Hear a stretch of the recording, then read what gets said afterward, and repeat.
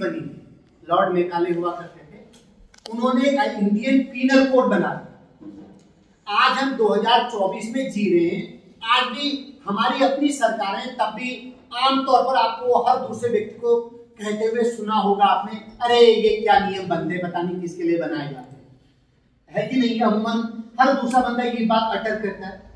जबकि 1861 समझो, आज से 166 साल पहले एक बंदा तब लॉ बना रहा है जो इंग्लैंड से भेजा गया, और ये कहने के लिए कि जाओ वो जो अनसिविलाइज्ड टाइप के लोग हैं उनको डिसिप्लिन सिखाओ, उनको लॉ में लेके आओ।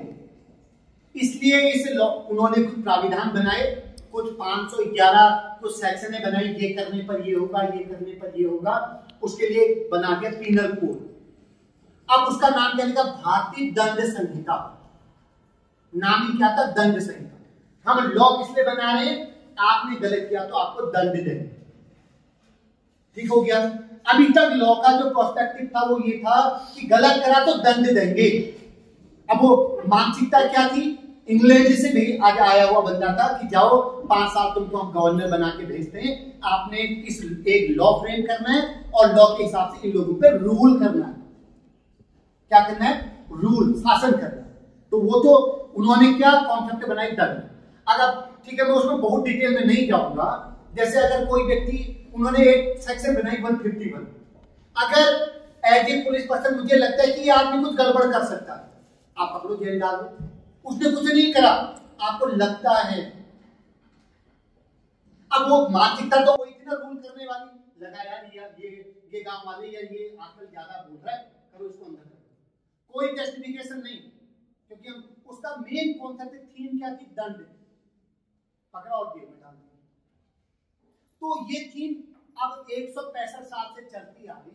तो अब हमारी गवर्नमेंटों को, हमारी सरकारों को, पॉलिसी मेकर्स को लगा इसके जो डायमेंशन है, डायमेंशन को चेंज करना बहुत जरूरी है।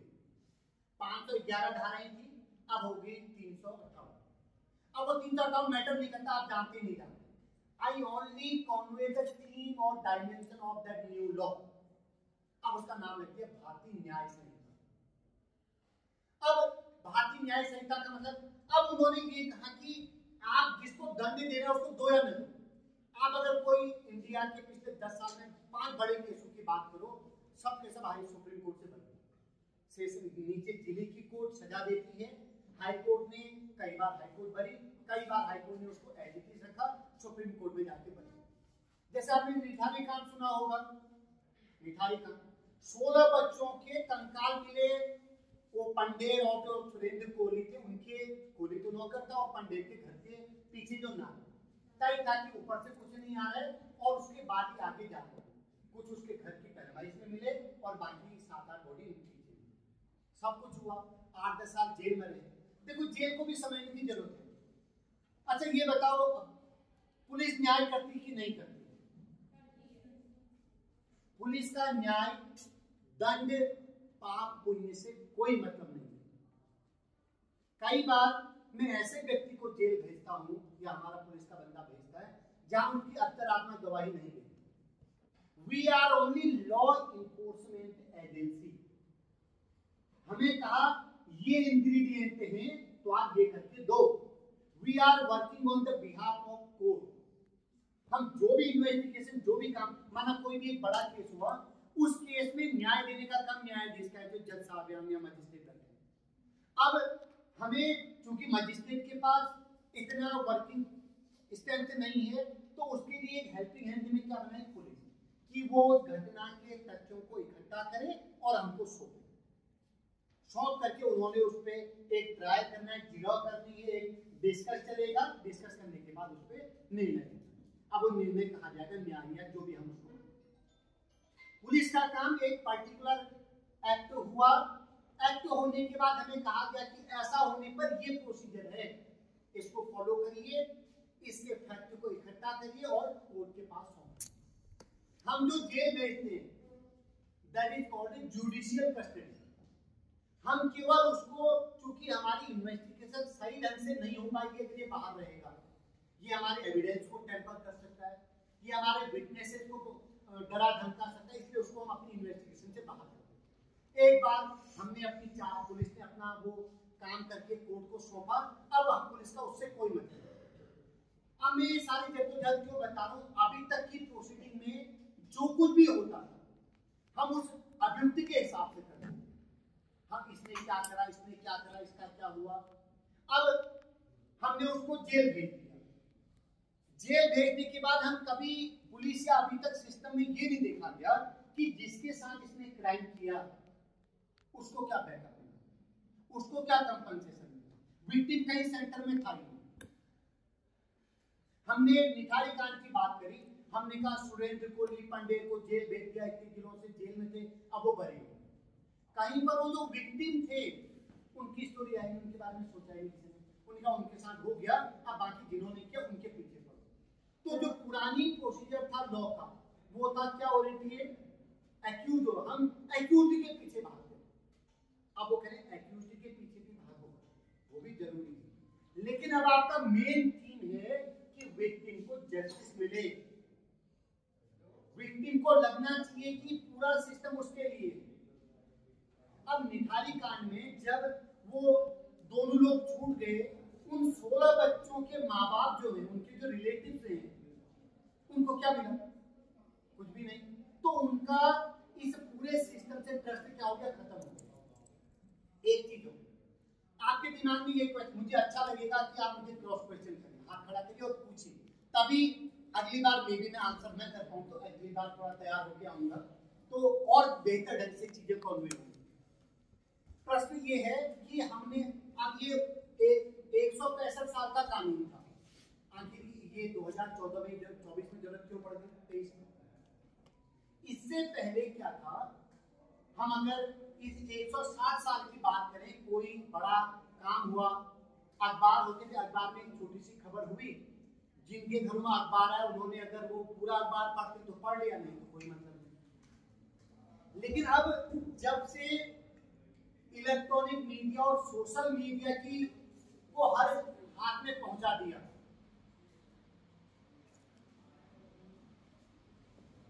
तो मेरे तक भी आने लगी, आप तक भी आने लगी। तो अब आपके दिमाग में एक क्वेश्चन आ रहा होगा, आखिर 2023 में ऐसा क्या हुआ कि 165 साल के लॉ को चेंज करना पड़ा? पिछले 10 सालों में क्या हुआ, जब से ये जो सोशल मीडिया और मोबाइल में प्री इंटरनेट वाली चीजें आई, हर व्यक्ति के पास उस केस के इंग्रेडिएंट आने लगे। छोटे छोटे चैनलों ने, यूट्यूबर्स ने, या शो कॉल्ड जो हमारे पहले एक दूरदर्शन चैनल होता था, उसमें शाम को 7:15 बजे न्यूज है, 1:45 बजे आए, जिसने सुन लिया, जिसने नहीं सुना अखबार पढ़ा। अखबार भी हर 10 घर में से एक घर में आता। आज हर घर में हर बंदे के पास मोबाइल है। कोई ऐसा बंदा है जिसके पास मोबाइल नहीं है? सबके पास है। चलो अच्छी बात है, अच्छी बात है, सबके पास है। ओवरऑल हम करेंगे इस पे भी बात ऊपर तो नहीं जा रही, ठीक होगा? आपको डाइजेस्ट तो हो रहा है, मतलब समझ में आ रहा है? अभी तो मैंने लोग पढ़ाने सुनी नहीं किया, तो खाली बातचीत चल रही है।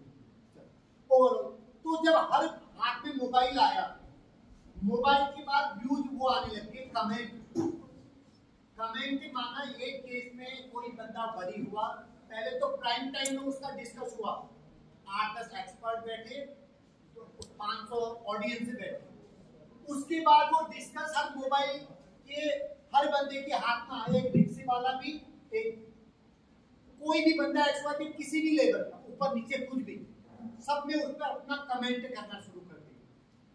कमेंट करने के बाद किसी भी सिस्टम में न्याय के 4 डायमेंशन होते हैं। कितने? 4। नंबर 1 विक्टिम या कंप्लेनेंट, जिसके साथ घटना हुई। दूसरा है पुलिस, जो उस घटना को इन्वेस्टिगेट कर रही है या वो घटना न हो इसके लिए जवाबदेह है। तीसरा है प्रोसिक्यूशन।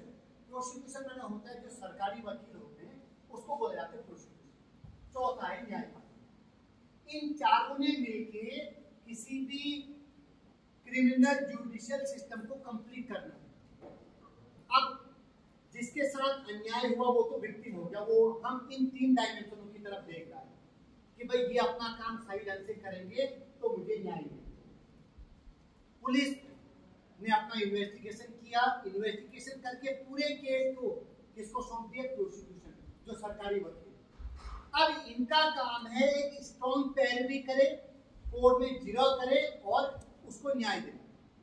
अब जज साहब, आप जब भी अखबार कितने लोग पढ़ते हैं? पीछे कितने लोग पढ़ते हैं? मोबाइल से भी हो गए तुम लोग, कोई नहीं पढ़ता। तुम लोग मोबाइल में न्यूज़ देखते हैं। मोबाइल में हो तो फिर मोबाइल जिस दिन रोटी बनाने की भी देगा ना, रोटी बना के उस दिन तो हमारा काम ही आसान होगा। तो मोबाइल, चलो मोबाइल की न्यूज़ पर डिस्कस करेंगे। ओवरऑल आपने कोई भी चीज देखी, उसमें कोर्ट जब जस्टिस देता है, मैंने कहा कि जैसे निखारी कांड की बात करी, मैंने तलवार केस की बात करी। तलवार, राजेश और नुपुर तलवार आरुषि हेमराज मर्डर केस हुआ था। मालूम है एक कमरा है, कमरे में आने जाने का एक ही दरवाजा है, वो दरवाजा अंदर से बंद है। कोई बंदा पुलिस के साथ आके दरवाजे को तोड़ता है, अंदर 2 डेड बॉडियां हैं और 2 लोग जिंदा। ठीक है, कॉमन में हर कोई एक लेमैन भी बोलेगा भाई ये दोनों या तो बताएंगे क्या हुआ या इन्होंने मारा। सीधी सी बात है, लंबी चौड़ी जीरो हुई वो केस, तो कभी सीबीआई, कभी पुलिस, कभी ये कभी वो, कई एजेंसियों को जाने के बाद डिसीजन लिया आया कि पुलिस यह साबित करने में असमर्थ है कि मर्डर का कारण ये दंपति है, इसलिए संदेह के आधार पर इनको छोड़ा जाता है। मैंने आपको जो 4 डायमेंशन बताई, 4 डायमेंशन में विक्टिम तो वेट कर रहा है, जो पुलिस है उसने जो उसके पास है वो बना करके दे दिया, जो वो कर सकता है। तीसरे ने कहा जब कहीं कुछ फेलियर हुआ, भाई पुलिस ने यही किया, हम क्या करें? भाई जो मैं परोस के दूंगा उसी पे तो प्रोसिक्यूशन डिस्कस करेगा। जज साहब ने कहा भाई जो आपने दिया है, जो आपने जिरह करी, ये इनको दोषी मानने के लिए पर्याप्त नहीं है, ये दोषी लग रहे हैं। वो जो आपने कई बार न्यायालयों में देखा होगा, वो आंख बंद करके एक मूर्ति है, दरवाजे, वो तराजू के 2 पलड़े हैं, क्या समझते हैं उसका मतलब क्या हुआ?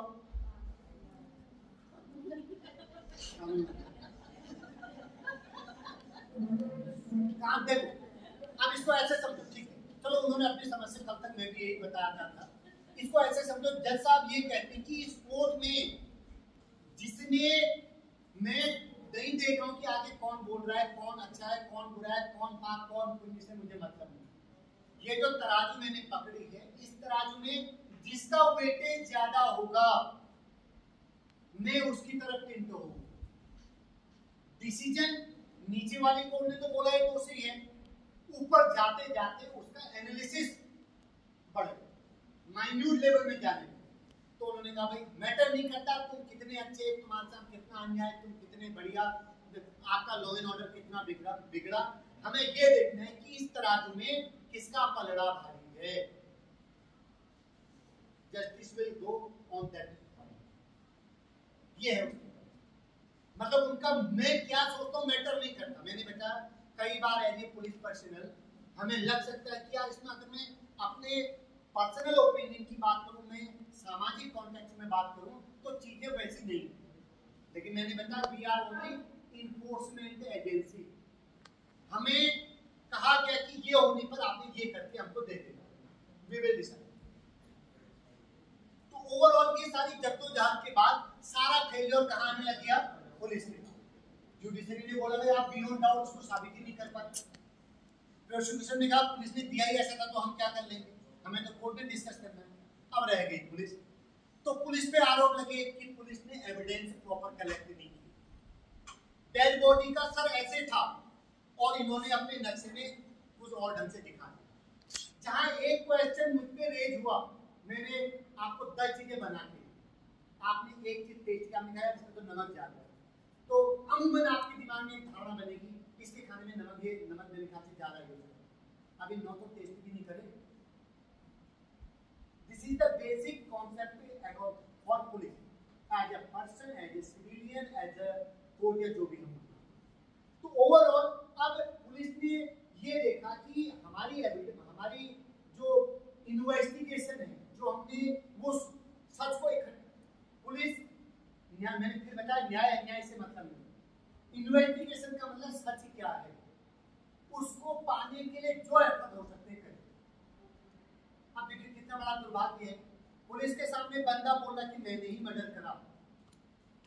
अब वो 2 साल में जब वो ट्रायल में चलेगा तब तक उसके वकील साहब उसको बताएंगे तेरा दिमाग खराब हो रहा, तूने क्यों बोल दिया। उसी समय हम बोलेंगे साहब इसने बोला था, इसने तो खुद दे रखा है, तो लो उसकी कोई टेस्टिमोनी नहीं है, क्योंकि पुलिस के पास पावर है। और ये कहा जाता है कि पुलिस के पास बंदा आया तो वो पुलिस के इन्फ्लुएंस में ही अपना स्टेटमेंट देता, तो उसकी कोई वैल्यू नहीं। अब देखिए कितना चैलेंजिंग काम है। मानो अंकिता केस की मैं बात करूं, लोगों ने काफी सारी चीजें बताई, ऐसा है वैसा है ये है वो है। उस पर्टिकुलर 9:30 बजे जिस समय वो इंसिडेंट हुआ वहां के वो लोग 3 अभियुक्त और एक मृतक, उनके अलावा कोई नहीं। तो वहां पर न कोई सीसीटीवी न कुछ, तो ऐसा क्या क्यों हो सकता है पुलिस के पास जो बता पाए कि वहां पर एग्जैक्ट कितनों ने धक्का दिया, कैसे पकड़ा, क्या करा। तो वो जो बोलेंगे उसके हिसाब से। अब उन्होंने हमको एक तिनका दिया, उस तिनके से हमने और चीजें इकट्ठा की। ये तिनका है तो इसका कहीं जड़ होगी, इसमें इसके साथ कोई और खाद भी आ सकती है, इसके साथ कुछ और भी हो सकता है। तो इट्स वेरी चैलेंजिंग कि हमको किसी पर्टिकुलर इंसिडेंट को जस्टिफाई करना। तो बाद में नए लॉ के बारे में बताने आ रहा हूँ। तो नए लॉ ने ये कहा कि आपको अब अभियुक्त को आप सजा दो न दो वो तो बात की बात है, लेकिन एक विक्टिम को लगना चाहिए कि सारे लोग उसको न्याय देने के लिए यूनिक मोटो के साथ काम करें, सब लोग उसको काम करें। अब इसकी क्या दिक्कत है, आपने आमतौर पर सुना होगा 42 साल बाद डिसीजन आया जिसमें 3 गवाह या 3 जो थे बेचारे वो तो परलोक भी सिद्धांत थे। अब ऐसे न्याय का क्या मतलब, तो ये आई कि कोर्ट को भी जवाबदेह बना। अब जो अनावश्यक पेंडिंग होता है, जो डिले होता है, जैसे आपने तारीख पे तारीख सुना होगा ना, वो तारीख पे तारीख की कॉन्सेप्ट खत्म की जाए। अब अगर कोई दरोगा जी किसी घटना स्थल पर जा रहे हैं तो वहां की रिकॉर्डिंग करिए, वहां की एक एक चीज को रिकॉर्ड करिए। हो सकता है बंदा झूठ बोले, अगर आपने इलेक्ट्रॉनिक वे में उसकी रिकॉर्डिंग कर ली तो ये कोर्ट जाएगा, कोर्ट में उसको देखो जस्टिफाई हो जाएगी चीजें।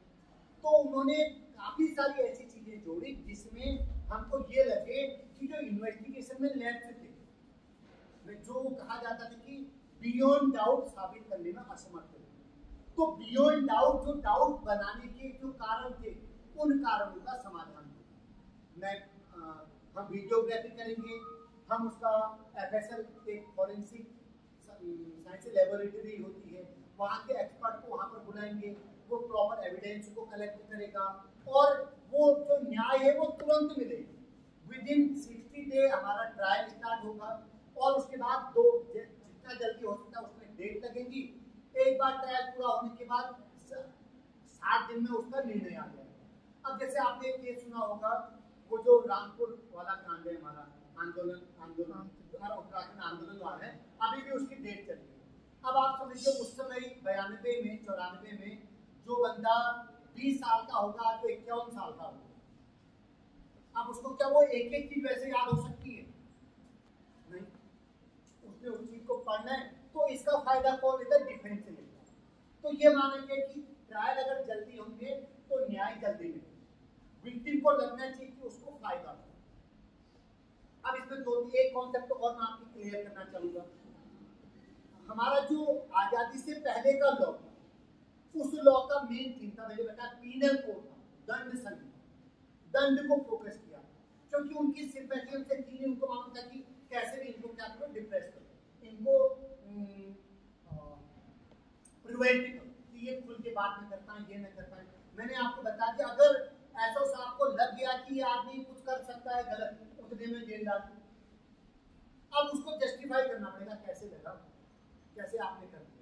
अब व्यक्ति की जो राइट्स हैं, जो उसके ह्यूमन राइट, जो उसके कॉन्स्टिट्यूशनल राइट है, उसको ज्यादा फोकस किया। अब मैं अपनी बात के 2 मिनट पहले आता हूँ। अभी तक का जो हमारा लॉ सिस्टम था, क्रिमिनल जुडिशियल सिस्टम था आजादी से पहले वाला, वो कहता था कि एक भी दोषी नहीं छूटना चाहिए, भले ही 99 निर्दोषों को सजा हो। भारतीय थे, कोई उनको कुली बोल रहा, कोई कुछ बोल रहा है, उन्होंने कहा पता लगा गांव में एक आदमी ने आगे एक पत्थर मारा था हमारी प्लाटून पे फोर्स में। उनका पकड़ो, पता तो नहीं पता लगा। उनका पूरे गांव को खड़ा करो और मारो चारों। गलती एक की थी, 99 बिना किसी कारण के दंडित हो गए, है कि नहीं? ये था उस लॉ का मेन कॉन्सेप्ट जो आजादी से पहले। लेकिन आज हम जिस एरा में जी रहे हैं, ये एरा हमको कह रहा है कि नहीं, अभी हम किस तंत्र में जी रहे हैं? लोकतंत्र में। लोकतंत्र में का मतलब है अगर आप वोट देते हैं, आपके प्रिंसिपल साहब और आपकी वोट की वैल्यू इक्वल है कि नहीं है?